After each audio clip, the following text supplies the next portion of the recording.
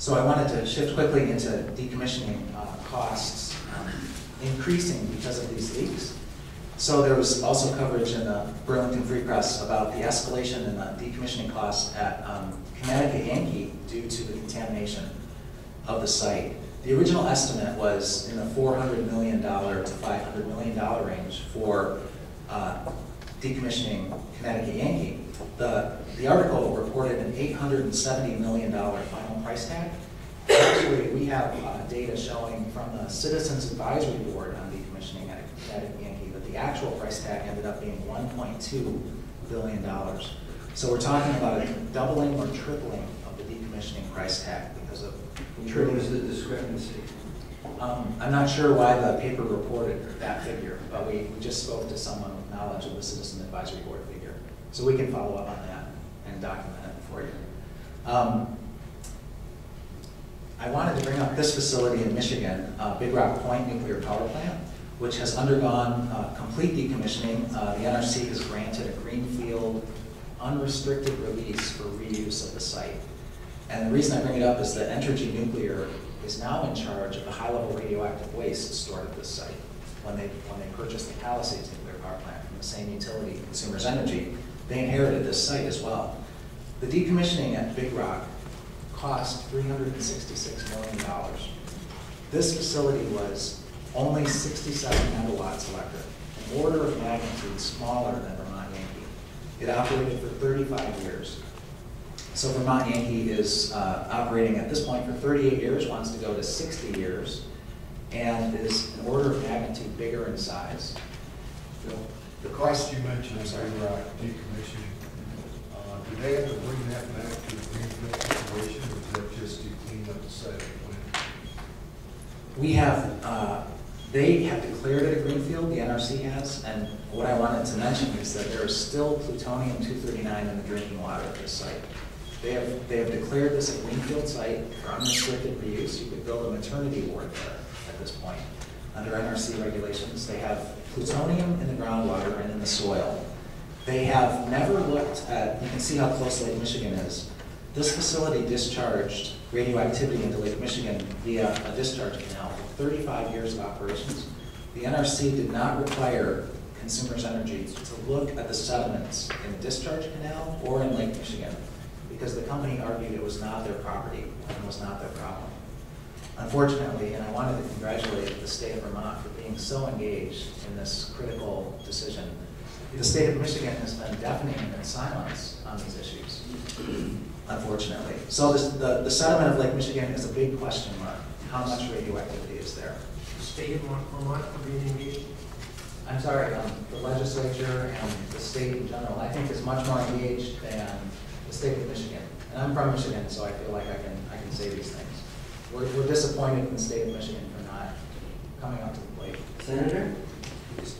I have a copy of the transcript before the Public Service Board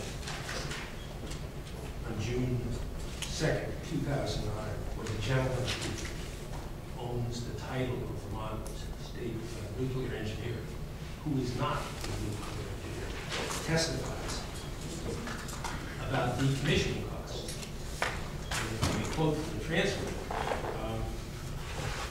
Vermont Yankee so far seems fairly unique in that, except for one line from the chemistry drain line, that underground line carrying radionuclides that contaminates some soils underneath the building, oddly, they do not have any other lines carrying radioactive effluents and materials underground. This is our engaged state nuclear engineer. I agree who with is you. arguing that decommissioning costs should be much lower because of the absence of any underground pipes. Yeah, I agree with you, Senator. I didn't mean to paint a rosy picture, but having experienced the license extension at Palisades, it's just very encouraging to me that this much public attention, like this hearing today, is happening, because nothing like this happened in Michigan. And the risks at Palisades are, I would say, equal to the risks of Vermont Yankee. And despite our best efforts to shine a spotlight on that, there was no attention given. So I congratulate you for this hearing today. Senator McDonald brings up a good point, and I'll ask the question now, and perhaps you given what we're hearing now about underground pipes, with all of your experience and your understanding of nuclear power plants across the country, do you think, not believe, but think that it's possible that the corporation or the state regulators or indeed the NRC would not know about those pipes underground prior to this discovery? I did, also, it's available to be handed out. We have, the title of this Nuclear Energy Institute document is the Buried Pipe Integrity Program. And we also have a Nuclear Regulatory Commission document called the Buried Pipe Task Force. And the dates on these documents are November of 2009, the Nuclear Energy Institute document, and December of 2009, the Nuclear Regulatory Commission document.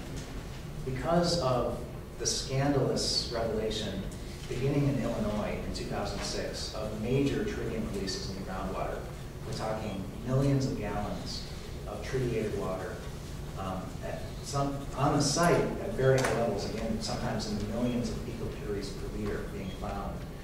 The industry has known for at least that long that there's a problem. The Nuclear Regulatory Commission as well. And it turns out, in Illinois, the leaks had happened as far back as 1996. So, in our opinion, a 10-year cover-up that involved not only the company, but also the state Environmental Protection Agency in that case, that knew about these leaks. And it didn't come to light until 10 years later through the efforts of a mother whose daughter contracted brain cancer at age 7. And fortunately now is in remission, but discovered over time that there were 5 of these very rare brain cancers at a single elementary school that her daughter attended. And so this mother, Cynthia Sauer, did a Freedom of Information Act on the Illinois State Environmental Protection Agency. That brought these huge releases to the public light. And that was the beginning of this national scandal of tritium releases across the country. So, in short, the industry and the Nuclear Regulatory Commission have known for a long time that buried pipes are leaking tritium into groundwater at old, deteriorated nuclear power plants. I'm mindful of your time. Yes, and I can speed through a lot of this here. Again, the NRC declaration of no nexus between health and safety is a very challengeable position. I wanted to speak briefly about high-level radioactive waste issues. President Obama has made clear that Yucca Mountain, Nevada is no longer an option for radioactive waste disposal. And what that means is that the on-site storage in both the elevated storage pool and the dry casks at Vermont Yankee is indefinite at this point. The pool is vulnerable to accidents and attacks, draining away the cooling water. An NRC report from 2001 makes clear that a drain down in the pool could cause a radioactive waste fire, and the casualty figures included in that report were 25,000 cancer deaths downwind, with deaths occurring as far away as 500 miles downwind.